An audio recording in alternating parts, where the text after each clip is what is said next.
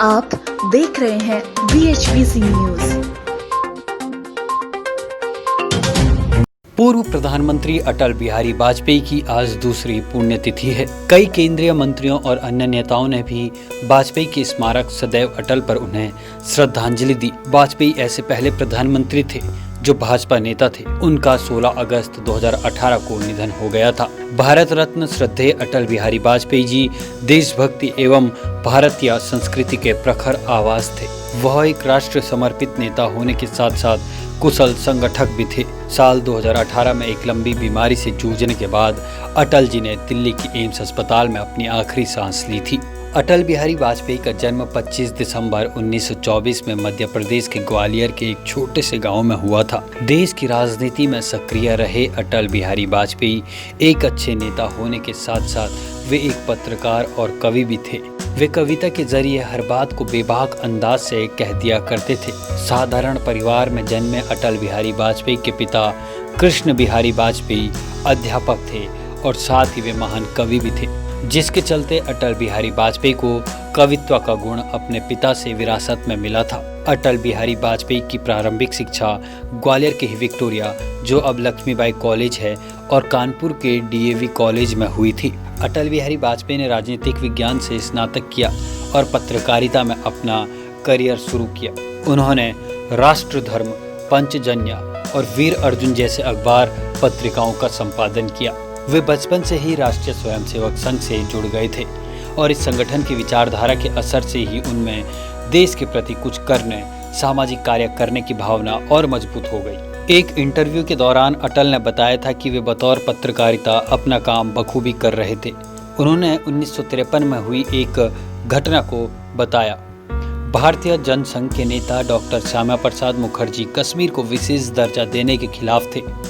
जम्मू कश्मीर में लागू permit system का विरोध करने के लिए डॉक्टर मुखर्जी श्रीनगर चले गए। परमिट सिस्टम के मुताबिक किसी भी भारतीय को जम्मू कश्मीर राज्य में बसने की इजाज़त नहीं थी। यही नहीं, दूसरे राज्यों के किसी भी व्यक्ति को जम्मू कश्मीर में जाने के लिए अपने साथ एक पहचान पत्र लेकर जाना अनिवार्य था। डॉक्टर मुखर्जी इसी का विरोध कर रहे थे। वे परमिट सिस्टम को तोड़कर श्रीनगर पहुंच गए थे। इस घटना को एक पत्रकार के रूप में कवर करने के लिए वाजपेयी भी उनके साथ गए थे। वाजपेयी ने इंटरव्यू में बताया था कि पत्रकार के रूप में मैं उनके साथ था। वे गिरफ्तार कर लिए गए, लेकिन हम लोग वापस आ गए। डॉक्टर मुखर्जी ने मुझसे कहा कि वाजपेयी, जाओ और दुनिया को बता दो कि मैं कश्मीर में आ गया हूं बिना परमिट के। इस घटना के कुछ दिनों बाद ही नज़रबंदी में रहने वाले डॉक्टर मुखर्जी की बीमारी की वजह से मौत हो गई। इस घटना से वाजपेयी काफ़ी आहत हुए। उन्होंने इंटरव्यू में कहा था, मुझे लगा कि डॉक्टर मुखर्जी के काम को आगे बढ़ाना चाहिए। इसके बाद वाजपेयी जी राजनीति में आ गए और 1957 में पहली बार सांसद बनकर लोकसभा पहुंचे। अटल जी राजनेता और कवि दोनों के रूप में आज भी लोगों के दिलों में बसे हुए हैं। अटल जी कहते थे कि समाचार पत्र खरीद कर पढ़ें, मांग कर नहीं। उनका कहना था कि जब हम खाना मांग कर खाना पसंद नहीं करते, हम मांगा हुआ कपड़ा पसंद नहीं करते, तो हम मांगा हुआ अखबार पढ़ने से संकोच क्यों नहीं करते हैं। उनका कहना था कि समाचार पत्रों की बिक्री होना जरूरी है। समाचार पत्र घाटे में न चले, इसका प्रबंधन भी बहुत ही आवश्यक है। अटल बिहारी वाजपेयी ने प्रधानमंत्री के रूप में 3 बार देश का नेतृत्व किया।